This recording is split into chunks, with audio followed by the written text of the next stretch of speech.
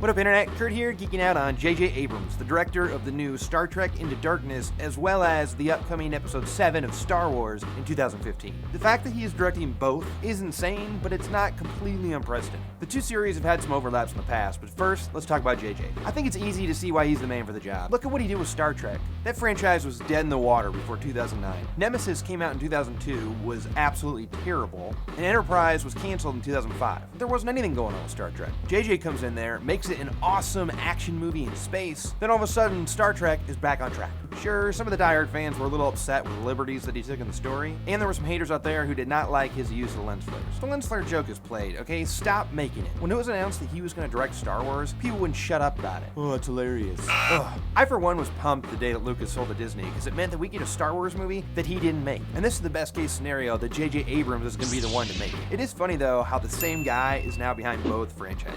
He joins a very small club of people who have been in both. One of the biggest ones is Deep Roy, who you might know from Eastbound Down.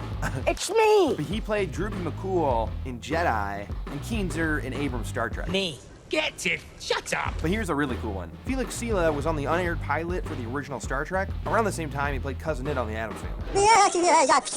And then he also played an Ewok in Return of the Jedi. Phil Fondacaro was also an Ewok in Jedi, the one who dies actually, and then was in a Star Trek Next Generation episode. But he also played Cousin It in the movie version of Addams Family. That's crazy.